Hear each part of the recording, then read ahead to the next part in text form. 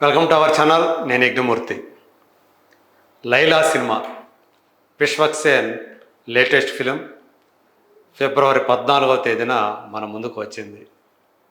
So cinema box office result ఏంటనేది కూడా తేలిపోయింది. ఆ సినిమాలో ప్రేక్షకుల్ని అట్రాక్ట్ చేసేటువంటి విషయాలు ఏమీ లేవని చెప్పి తేలిపోయింది. అయితే దీనికంటే ముందు, ఈ సినిమా రిలీజ్ కంటే ముందు ఈ సినిమాకి సంబంధించినటువంటి ఒక హ్యాష్ ట్యాగ్ సోషల్ మీడియాలో బాగా ట్రెండింగ్లోకి వచ్చింది.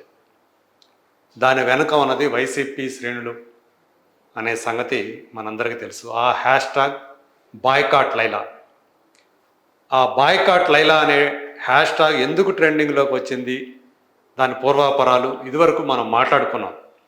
పృథ్వీ చేసినటువంటి వ్యాఖ్యల వల్ల, అంటే తను మేకల గురించి ఆ సినిమాలో ప్రస్తావించినటువంటి ఆ అంశాలు ఏవైతే ఉన్నాయో ప్రీ రిలీజ్ ఈవెంట్లో, సినిమా మధ్యలో సందర్భవశాత్తు తాను ఆ సీన్లు చేసేటప్పుడు తన క్యారెక్టర్ మేకల సత్య అని, ఆ కౌంట్ చూస్తే మేకల సంఖ్య 150 వచ్చింది సినిమా మధ్యలో. చివరికి వచ్చేటప్పటికి మళ్ళీ మేకలని అని చూస్తే అదేంటో తెలియదు, కానీ కాకతాళీయంగా 11 మేకలు ఉన్నాయి, ఇది ఏదో సింక్ అయింది అని చెప్పేసి ఆయన చెప్పారు. అంటే ఆ కాకతాళీయంగా కానీ లేకపోతే అది తెలియకుండానే అలా జరిగింది అన్నట్లుగా ఆయన దాని గురించి మాట్లాడారు. దీంతో ఆయన వైసీపీ పార్టీని ఉద్దేశించి ఆయన వ్యాఖ్యలు చేశారు అంటూ ఆ పార్టీ శ్రేణులన్నీ కూడా సోషల్ మీడియాలో బాయ్కాట్ లైలా అంటూ ఒక పెద్దగా ప్రచారాన్ని చేపట్టారు. ఆ హ్యాష్ ట్యాగ్ కూడా విరివిగా ట్రెండింగ్లోకి వచ్చింది. అంటే దాదాపు 25,000 ట్వీట్లు ఆ బాయ్కాట్ లైలా అనే పేరు మీద చేశారని చెప్పి స్వయంగా హీరో విశ్వక్సేన్ ఆయన ఆవేదన వ్యక్తం చేసి, నా సినిమా మీద ఎందుకు పడతారు, ఆ వ్యాఖ్యలు చేసిన నటుడికి నాకు ఏ సంబంధం లేదు, ఆయన అసలు ఆ వ్యాఖ్యలు చేసిన టైంలో నేను కనుక ఉన్నట్లయితే ఆ స్టేజ్ దగ్గర ఖచ్చితంగా మైకు గుంజుకునేవాడిని అని కూడా ఆయన చెప్పాడు. సో నిజంగానే ఆయన ఆ టైంలో లేడు. చిరంజీవి గారు అప్పుడే వస్తున్నారని చెప్పేసి ఆ ఈవెంట్కి చీఫ్ గెస్ట్గా ఆయన రిసీవ్ చేసుకోవడానికి ఆయనతో పాటు నిర్మాత సాహు గారి పాటు కూడా వెళ్ళి ఉండాలి. సో ఈ టైంలో ఆయన ఆ వ్యాఖ్యలు చేయటం ఇదంతా కూడా.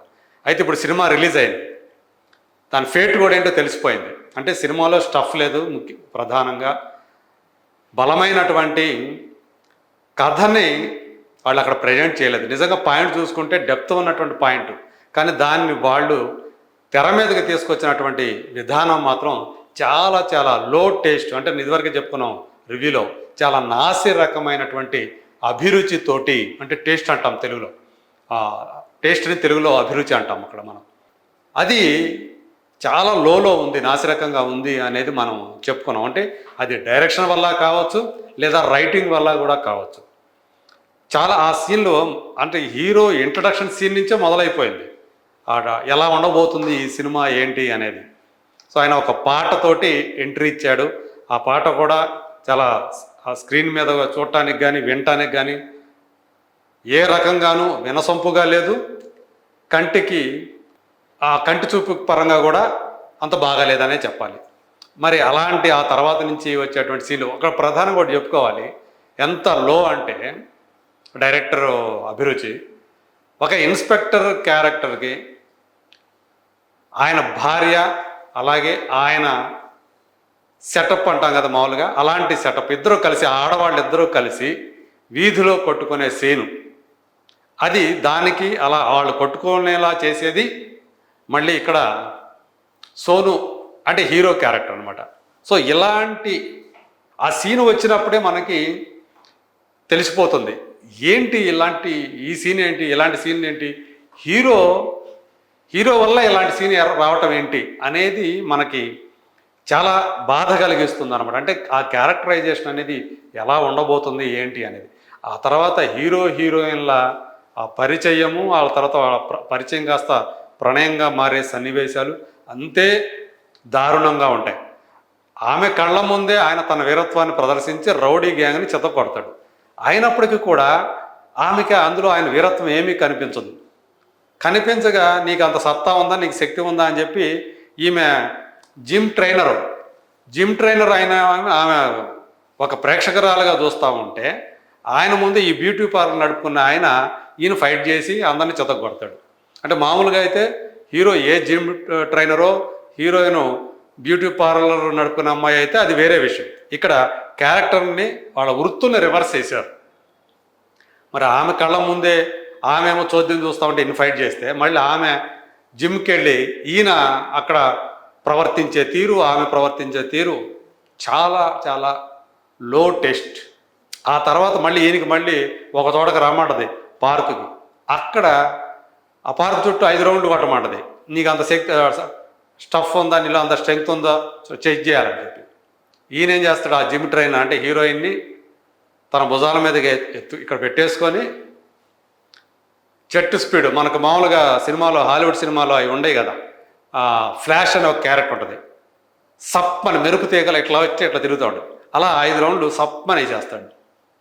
దాన్ని బట్టే మనకి అర్థమైపోతుంది ఇది ఎలా ఉండబోతుంది, ఈ సినిమా ఏంటి అని.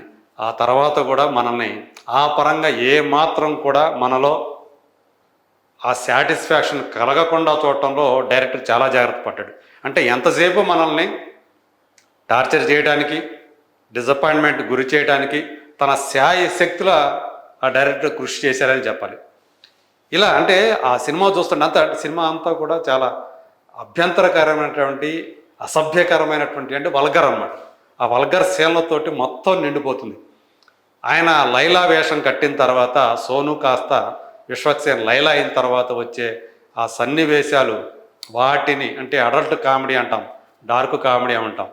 సో అవి మనం భరించడానికి చాలా చాలా ఓపిక కావాలి. ఆ ఓపిక లేని వాళ్ళు మాత్రం ఖచ్చితంగా అక్కడ సీట్ల మీద కూర్చున్నంతసేపు ముళ్ళ మీద ఉన్నట్టు.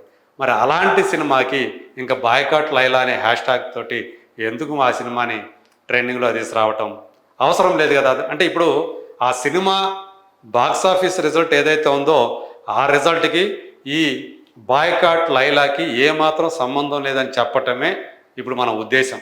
అంటే వాళ్ళు వాళ్ళ సొంత గొడవతోటి దాన్ని ఏదో రాజకీయం చేసుకొని బాయ్కాట్ లైలా అని చెప్పి చేసిన దానికి ఇప్పుడు ఈ సినిమాలు జనాలు రాకపోతే అది ఈ ట్రెండింగ్లోకి వచ్చినటువంటి ఈ హ్యాష్ట్యాగ్కి ఏమాత్రం కూడా సంబంధం లేని విషయం. సో అది సినిమా అలా ఉంది, మరి అలా ఏడ్చింది కాబట్టి మనం చెప్పుకుంటున్నాము. సో దీనికి ఇప్పుడు వాళ్ళు వైసీపీ శ్రేణులు ట్రెండింగ్లో తీసుకొచ్చినటువంటి ఆ హ్యాష్ట్యాగ్కి ఏమాత్రం సంబంధం లేదు. ఈ సినిమానే, ఎందుకంటే మనం ఆల్రెడీ చెప్పాం అవుట్ ఆఫ్ 5 ఈ సినిమాకి రేటింగ్ 1 అని చెప్పేసి.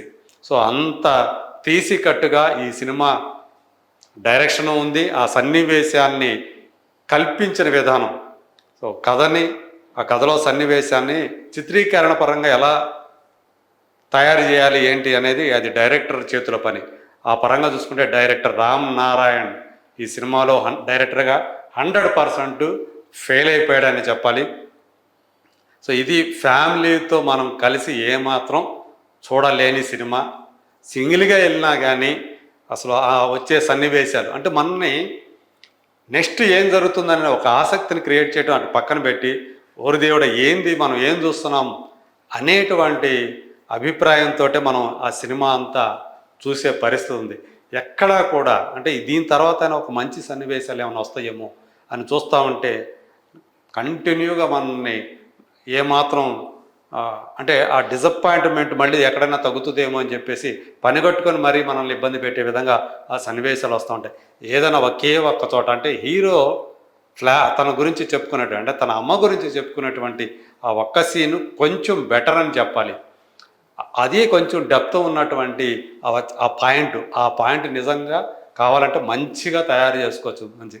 కానీ ఆ రైటరు అలాగే ఈ డైరెక్టరు ఇద్దరూ కలిసి ఈ సినిమాని వీలైనంత విధంగా అంటే మళ్ళీ తేరుకోలేని విధంగా దెబ్బకొట్టారు.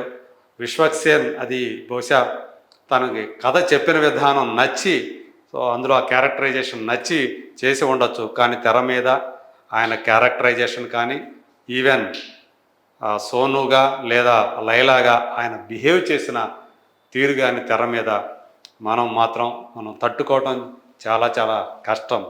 సో అందువల్లే ప్రస్తుతం ఈ సినిమాకి యునానిమస్గా నెగటివ్ టాక్ వచ్చింది. ఈ టాక్ నుంచి దాటి ఆ సినిమా ఆడటం అనేది మాత్రం దాదాపు అసాధ్యమనే చెప్పాలి. సో ఇప్పటికే అంటే ముందుగానే అది ఏమైపోతుంది మనం అంటే కొంతమంది ఇంతకుముందు ఎలా ఎర్లీగా చెప్తారంటే ఆ సినిమా అలా ఉంది కాబట్టి మనం చెప్తాం. చూసి చివరి దాకా 134 నిమిషాలు అంటే 2 గంటల 2:15 గంటే అయినప్పటికీ కూడా ఆ 2:15 గంటని కూర్చొని కంటిన్యూగా చూడటం అనేది చాలా కష్టమైన విషయం. సో అందువల్ల ఆ సినిమా బాగలేదు కాబట్టి ఆ సినిమా ఆడదు అంతే. అంతేగాని వైసీపీ శ్రేణులు ప్రచారం చేస్తున్నట్లుగా వాళ్ళ వాళ్ళ ప్రభావం అయితే, వాళ్ళు సృష్టించినటువంటి ఆ హ్యాష్ ట్యాగ్ ప్రభావం అయితే ఈ సినిమా మీద ఏమీ లేదు. అది మనం గుర్తుంచుకోవాలి. సో ఈ సినిమాకి ఒకవేళ చూడాలనుకునే వాళ్ళు టికెట్ కొని చూడాలి అని చెప్పి అనుకునేవాళ్ళు 1కి 10 సార్లు ఆలోచించి అప్పుడు చూడండి.